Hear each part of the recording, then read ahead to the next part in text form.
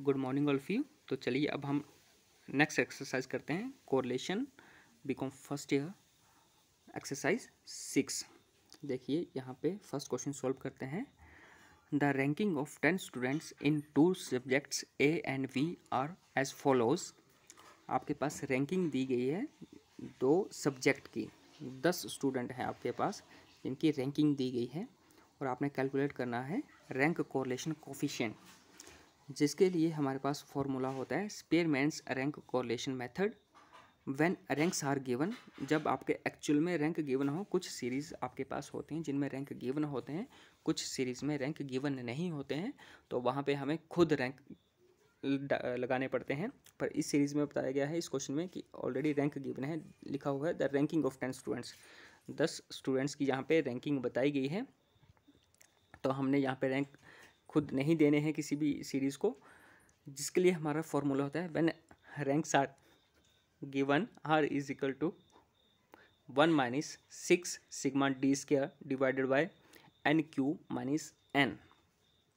N हमारे पास होता है number of students, the total rank जो हमने दिए होते हैं, यहाँ पे 10 ही हैं तो एन हमारे पास 10 होगा। 6 minus D square, D square हमें पहले डी स्क्वायर के लिए डी कैलकुलेट करना होगा, जिसकी वैल्यू हम कैलकुलेट करते हैं रैंक 1 माइनस रैंक 2, जो हमारे पास डी आ जाता है। और डी का जब हम स्क्वायर कर देंगे तो ये उसका ही हम यहाँ पे वैल्यू पुट करेंगे। अभी हम देखते हैं, यहाँ पे सॉल्व करते हैं इस क्वेश्चन को। हमारे पास जो रैंक गिवन से हमने लिख लिया, जो एक्स सीरीज़ आपके पास गिवन थी वो रैंक ही गिवन थे, तो उसको हमने R1 अज्यूम कर लिया। दूसरी सीरीज़ आपके पास वाई सीरीज़ थी जो गिवन थी, जो हमने R2 अज्यूम कर ली। अब हमें यहाँ पे कैलकुलेट करना है डी। आप देख सकते हैं D is equal to R1 minus R2। तो R1 माइनस R2 जब हमने किया, R1 आपके पास है 6, R2 है 3, 6 minus 3 is equal to 3, 5 minus 8 is equal to -3, 3 minus 4 is equal to -1, 10 minus 1 1। इस तरह से हमने यहाँ सारे ही वैल्यूज़ कैलकुलेट कर ली हैं, जो कि आपकी डी था। अब हमें फॉर्मूले के अकॉर्डिंग डी स्क्वायर कैलकुलेट करना था, तो डी का ही हमने यहाँ पे स्क्वायर कर दिया। Means 3 multiply 3 9, 3 multiply 3 9, minus minus plus हो गया, 1 multiply 1 is equal to 1, minus minus plus. इसी तरह से हमने ये सारी वैल्यूज़ कैलकुलेट की और उसका टोटल कर लिया, जो होता है सिग्मा डी स्क्वायर। अभी आइए हम फॉर्मूले के अकॉर्डिंग इसको सॉल्व करते हैं। R is equal to 1 minus 6 sigma D square divided by root N cube minus N. 1 हमने लिख लिया, -6 सेम एज इट इज़ लिख लिया। डी स्क्वायर की वैल्यू हमने निकाली है 36, जो मल्टीप्लाई कर दिया, एंड एन हमारे पास था 10। 10 नंबर है मैक्सिमम, या 10 वैल्यूज़ गिवन थी, तो 10 क्यू माइनस 10। 1 आगे सॉल्व करके आता है 1 minus 36 into 6 that is 216, and 10 multiply 10, ये हो गया आपका 1000 माइनस 10 990। अब हमने 216 को 990 से यहाँ पे डिवाइड कर दिया, तो जिसकी वैल्यू आती है 0.2181, और एक अपने आप में कैरी हो रहा था, उसमें से हमने इसकी वैल्यू जो आ चुकी है माइनस कर दिया, तो आपके पास आर आ जाएगा, कोरिलेशन आ जाएगा 0.781। तो आप देख सकते हैं यहाँ भी कैलकुलेट कर रखा है ऑलरेडी, आंसर आपका 0.78। हमने ये फर्स्ट क्वेश्चन सॉल्व कर लिया है। चलिए अब हम नेक्स्ट क्वेश्चन सॉल्व करते हैं। नेक्स्ट क्वेश्चन है आपका, पहले क्वेश्चन ही अंडरस्टैंड करते हैं।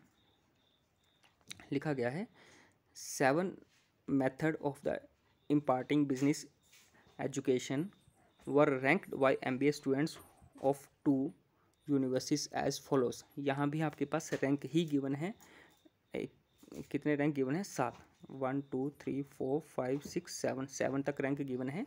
तो एन आपके पास यहाँ पे एन आपके पास यहाँ पे 7 है, और हमें डी कैलकुलेट करना है। D is equal to R1 minus R2 हम निकाल लेते हैं। देखिए यहाँ पे ऑलरेडी मैंने सॉल्व कर रखा है, आप देखेंगे कि हमें R1 एंड R2 जो वैल्यूज़ दे रखी थी क्वेश्चन में, हमने सेम एज इट इज़ लिख ली हैं। अभी हमें डी कैलकुलेट करना है R1 minus R2।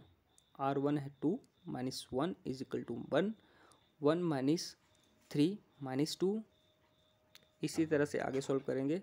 5 minus 2 plus 3, 3 minus 4 minus 1 और सारी की वैल्यू हमने यहाँ पे कैलकुलेट कर ली। अभी हमें as per formula D square calculate करना था, तो हमने जो डी कैलकुलेट किया है इसका स्केयर कर दिया।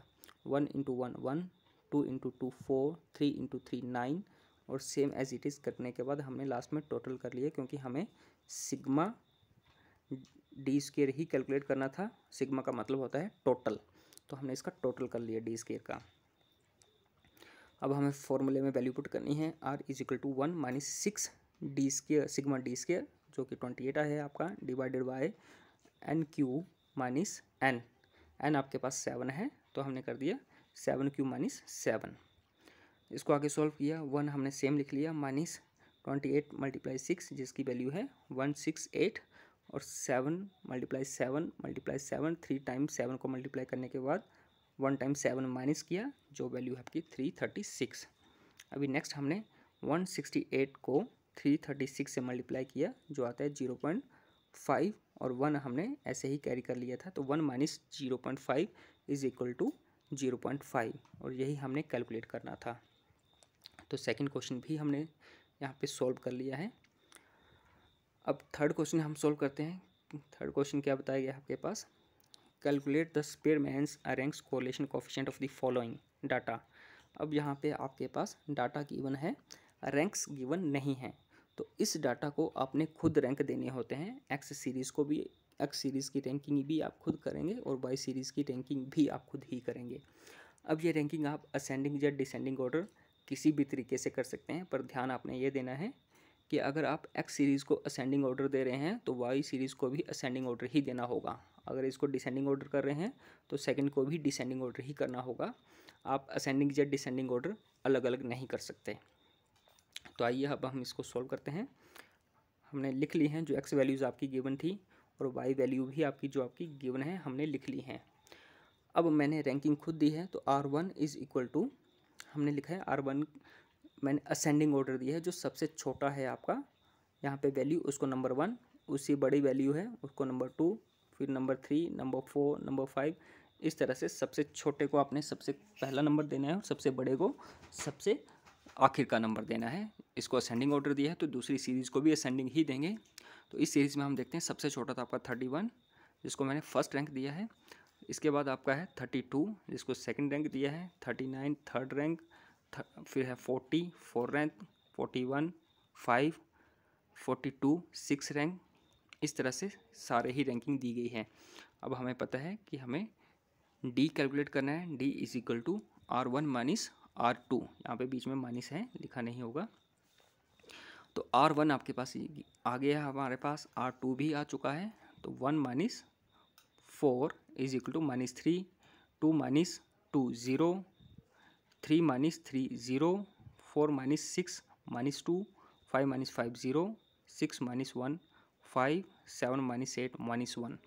इस तरह से आगे भी कैलकुलेट कर लिया। अभी हमें कैलकुलेट करना है डी स्केयर, जो कि फॉर्मूले में हमें सिग्मा डी स्केयर ही कैलकुलेट करना है और उसकी वैल्यू पुट करनी है। तो जो डी कैलकुलेट किया है उसका ही अगर हम स्केयर कर दें तो वो डी स्केयर हो जाएगा। तो 3 into 3 9, 0 into 0 0, 2 into 2 4, 5 into 5 25, 1 into 1 1 into 1 1, 1 into 1 1, 2 into 2 4। इस तरह से सारा ही करने के बाद हमने इसको टोटल कर लिया, जो हमारी वैल्यू आती है 44। अब आइए इसको फॉर्मूले में हम पुट करते हैं वैल्यू को। हमें पता है R इज़ इक्वल टू होता है हमारे पास 1 minus 6 sigma D square. D square हमारे पास 44 आया था, हमने लिख लिया, and root divided by N cube minus N.